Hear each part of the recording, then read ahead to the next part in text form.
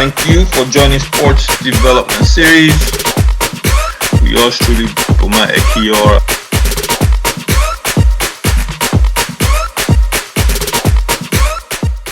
Sports Dev Series is sponsored by Arewa Baobab Fruit Powder, one of the most nutritious substances on the planet. Get your Baobab Fruit Powder from arewabaobab.com. Sports Dev, welcome everyone. So, I think last week or so they had the Ballon d'Or 2023. I think it was in France, and Lionel Messi won again. I think for the 8th time he won the Ballon d'Or. Interestingly enough, I'm as rabid a soccer fan as anyone else, but it just went right over my head. I think I was more intrigued about the Francis Ngannou fight than I was about the Ballon d'Or, which is why I wanted to record this session. It's interesting. The Ballon d'Or has lost its appeal. There was a time when people would get excited for the Ballon d'Or. They want to know what's happening. You know, who are the nominees? Who's going to win?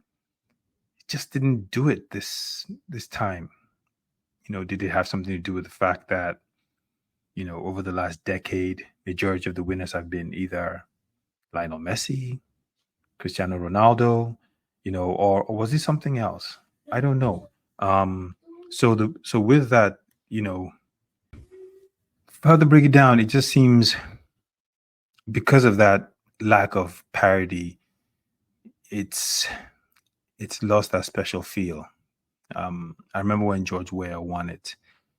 Those were exciting times where people used to tune in to try to understand and pay attention to who would be. I think that time it was Coffee for best player.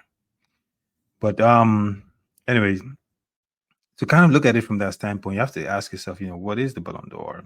Well, it has a French name because it was formed by, I guess, a French magazine. They created the award in 1956 to honor, you know, the best European player. And it wasn't until 1995 that the magazine first considered players from any nationality.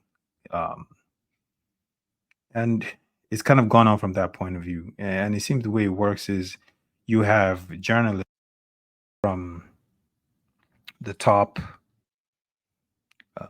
ranked FIFA federations that vote to select which players get nominated, selected, and eventually win Ballon d'Or, which is part of the problem. Because if we don't know the process, exactly this thing plays out, then the excitement is killed.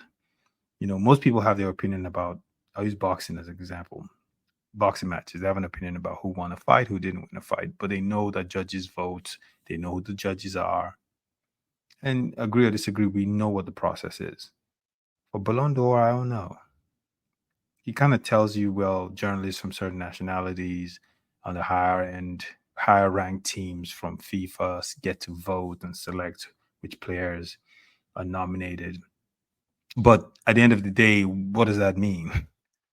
You know, if you look at this list and the players that are there, you know, the favorite, I think, was Aaron Haaland, who, in my opinion, I think should have won, given what their team was able to accomplish.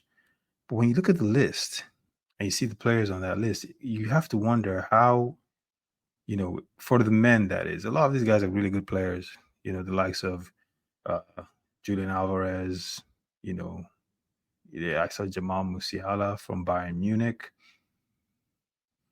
How does that work? You know, and then you have a couple of really good players of Odegaard, you know, Bukayo Saka, but still, how are they selected? And these are all players playing for top European clubs.